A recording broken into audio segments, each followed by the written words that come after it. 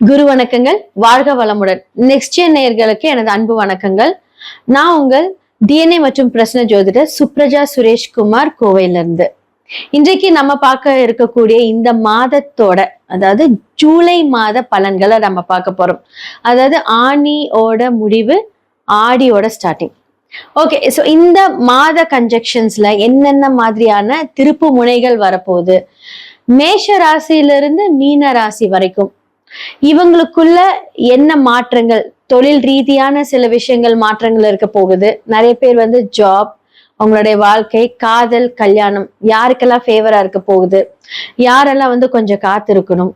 அதே மாதிரி உலகளாவிய விஷயங்கள் அப்படின்னு பார்க்கும்போது நிறைய நிலநடுக்கங்கள். ஸோ ஆல்ரெடி நம்ம சொல்லியிருந்த மாதிரி வந்து இந்த எர்த்குவேக்ஸ் எல்லாமே வந்து பாத்தீங்க அப்படின்னா இந்த ராகு மாறதுக்குள்ள இப்ப நிறைய இந்த பிரச்சனைகள் எல்லாம் கொடுத்துட்டு இருக்காரு.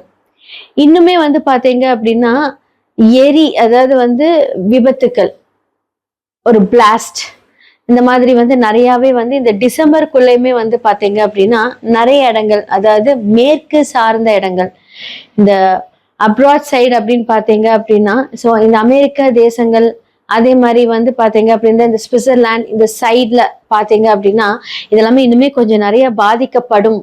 ஸோ சொல்லுவாங்க தெரியுங்களா, அணையற தீபம் வந்து பிரகாசமா எரியும்னு சொல்லுவாங்க இல்லையா. ராகு அடுத்த லெவல், அதாவது பாத்தீங்கன்னா இந்த டிசம்பர் மாதம் ராகு கும்பத்திலிருந்து மகரத்துக்கு வர்றதுக்குள்ள இன்னுமே வந்து பாத்தீங்கன்னா அந்த அட்டகாசம் வந்து ரொம்ப ஜாஸ்தியா தான் கொடுப்பாரு அப்படின்னு சொல்ல முடியும். ஓகே, இப்பவே வந்து உலகளாவிய விஷயங்கள்ல இவ்வளோ தட்டுப்பாடுகள், இவ்வளோ பிரச்சனைகள் இதெல்லாமே இருக்கு. ஸோ இப்ப வந்து பாத்தீங்க அப்படின்னா புதன் வந்து வக்கரமாயிருக்காரு. அப்ப கால புருஷனோட வீட்டுல புதன் யாரு அப்படின்னா 3, 6 அப்படின்னு சொல்லக்கூடிய இடங்களுக்கு சொந்தக்காரர். சோ புதன் வக்கரமாய் இருக்கக்கூடிய இந்த காலகட்டத்துல கம்யூனிகேஷன் சம்பந்தப்பட்ட விஷயங்கள்ல பெரும் மாற்றங்களை நம்ம பார்க்க போறோம். ஓகே, கம்யூனிகேஷன்னா இந்த மொபைல் போன்ஸா இருக்கட்டும், இல்ல வந்து பாத்தீங்கன்னா புதன் அப்படிங்கிறது வந்து பேங்கிங். ஸோ இந்த பேங்கிங் சிஸ்டம்ஸ்ல எல்லாம் வந்து பாத்தீங்கன்னா நிறைய மாற்றங்கள் இப்ப நம்ம பார்க்க போறோம். இந்த மாதத்துல வந்து பாத்தீங்க அப்படின்னா திடீர் சேஞ்சஸ் ஆஃப் இந்த பேங்கிங் சிஸ்டம். நம்மளோட விஷயங்களே வந்து பாத்தீங்க அப்படின்னா நிறைய பணம் சேர்த்து வைப்போம், வெளியெடுப்போம், அதன் மூலியமாக இந்த விரயங்கள், இந்த பேங்க்ல இருக்கும் போதே அது வந்து ஏதாவது ஒரு விஷயத்துல மாட்டிக்கிற மாதிரி ஒரு சில விஷயங்கள் ஒரு சில ராசிகளுக்கு ரொம்ப ரொம்ப அன்ஃபேவரா இருக்கு. ஓகே, இப்ப இந்த மலைகள், சீற்றங்கள் இப்ப நிறைய வந்து பாத்தீங்க அப்படின்னா உலகத்துல பெரிய டிசாஸ்டர்ஸ் எல்லாமே நடந்துட்டு இருக்கு. எல்லா மாதமும் இனி வரக்கூடிய அழிவு காலத்துல எல்லாமே நடக்கதான் போகுது. ஸோ நிறைய நிலநடுக்கங்கள் இந்த மாதத்துல வந்து பாத்தீங்க அப்படின்னா தண்ணீர் மூலியமாக பிரச்சனை வரப்போகுது. ஸோ நிலநடுக்கமா இருந்தாலும் அதன் மூலியமாக இந்த வாட்டர் ப்ராப்ளம்ஸ், வாட்டர் நான் சொல்றேன் இந்த கடல் சார்ந்த பிரச்சனைகள், அழிவுகள் இது எல்லாமே இந்த மாதத்துல கொஞ்சம் ஸ்டார்ட் ஆக போகுது. வரக்கூடிய காலங்கள்ல ரொம்ப நிறைய இருக்க போகுது. நடுவில் இந்த பிளாஸ்ட், ஆக்சிடென்ட்ஸ், நிறைய ஆக்சிடென்ட்ஸ். இந்த 6ஆம் இடம் அப்படின்னு சொல்லக்கூடியது வந்து பாத்தீங்கன்னா ஆக்சிடென்ட் இந்த காலகட்டத்துல வக்கரமா இருக்கிறதுனால பெரிய ஆக்சிடென்ட் எல்லாம் பார்க்க போறோம். இதுக்கெல்லாம் ஒரே விஷயம் என்ன அப்படின்னா நல்லா ப்ரே பண்ணணும். ஏன்னா நம்ம செய்யக்கூடிய வினைகள் மூலியமாக நடக்கக்கூடிய விஷயங்கள் தான் இது எல்லாமே. ஓகே, மேஷம்ல இருந்து மீனம் வரைக்கும் இந்த ஜூலை மாத பலன்கள் எப்படி இருக்கு அப்படிங்கறத நம்ம பார்த்துடலாம். மிதுன ராசி மற்றும் லக்னக்காரர்களுக்கு இந்த ஜூலை மாத பலன்கள் எப்படி இருக்க போகுது? ஓகே, சூப்பரா இருக்க போகுதா அப்படின்னு கேட்டா 100% வந்து பாத்தீங்க அப்படின்னா ஒரு நல்ல ஸ்டார்ட்லயே கொண்டு போயிடுவோம். ஸோ பொதுவா வந்து பாத்தீங்க அப்படின்னா குரு பலன்களை எடுத்து நம்ம நிறைய பேசியாச்சு. ஓகே, பட் இருந்தாலும் அதோட ஒரு ஸ்மால் இன்ட்ரோ மட்டும் இதுக்கு நான் கொடுத்துட்றேன். மிதுன ராசிக்கு வந்து 7க்கும் 10க்கும் உரிய குரு இப்ப வந்து பாத்தீங்கன்னா 2ஆம் இடத்துக்கு வருகிறார். கடகத்தில் அவர் உச்சம். அப்ப உச்ச குருவோட பார்வை எதை நோக்கி செல்கிறது அப்படின்னா 10ஆம் இடத்துக்கு பார்வை நோக்கி செல்கிறது. ஆல்ரெடி வந்து பாத்தீங்கன்னா சனி வச்சு செஞ்சிட்டு இருக்காரு. ஏன்னா கர்ம சனியா வர்றாரு இல்லையா. எத்தனை பேர் தொழில மூடி இருப்பீங்க, அப்படியே க்ளோஸ் பண்ணிருப்பீங்க. மிதுன ராசிக்காரர்களுக்கு எல்லாம் வந்து பாத்தீங்கன்னா பெரிய இழப்பை சந்திச்சிருப்பீங்க. வருமான ரீதியாகவும் சரி, உங்களுடைய தொழில் ரீதியாகவும் சரி. எங்கேயாவது கொடுத்த பணம் வந்துருமா அப்படின்னு நினைச்சாலும் எல்லாம் ஏமாத்திட்டு ஓடி இருப்பாங்க. ஓகே, நம்ம தான் வந்து பாத்தீங்கன்னா ஒரு புத்திக்காரகன் வீட்டுல பிறந்திருப்போமே அப்படின்னா நீங்க தான் அதிகமா ஏமாற்றப்பட்டிருப்பீங்க. எவ்வளவு கால்குலேட்டிவா இருந்தாலும் ஏதோ ஒரு இடத்துல யானைக்கும் அடி சறுக்கும் அப்படின்னு சொல்ற இடத்துல போய் அழகா வந்து என்ன பண்ணிருப்பீங்க அப்படின்னா உங்களோட ஓவர் கான்பிடன்ஸ் மூலியமாவே நீங்க வந்து இழந்திருப்பீங்க.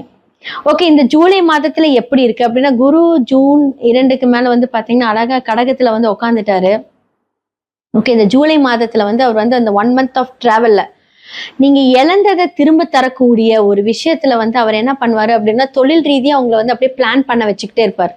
அடுத்தது என்ன பண்ணலாம், அடுத்தது என்ன பண்ணலாம். ஓகே, ஏதாவது ஒரு வகையில வந்து என்ன சனி வந்து பாத்தீங்க அப்படின்னா உங்களுக்கு ஃபேவரா இருக்கா அப்படின்னு கேட்டா, கர்ம சனியா இருக்கும்போது என்ன ஆகும் அப்படின்னா, நாம் செய்த தவறுகள் மூலியமாக அந்த கர்மாவை அனுபவிக்கக்கூடிய காலங்களில் இப்ப நீங்க டிராவல் பண்ணிட்டு இருக்கீங்க.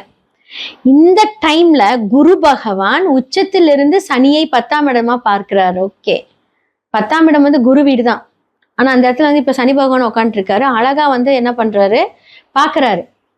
அப்ப பார்க்கும்போது எப்படி இருக்கும் அப்படின்னா, சில மாற்றங்கள், இடம் மாற்றம், தொழில் மாற்றம், உங்களுடைய வேலைகள்ல மாற்றம், இல்ல உங்களுக்கு பிரச்சனை தரக்கூடிய மேனேஜ்மெண்ட் அவங்க மாதிரி உங்களுக்கு ஃபேவரா வரக்கூடிய காலம் இதெல்லாமே வராது.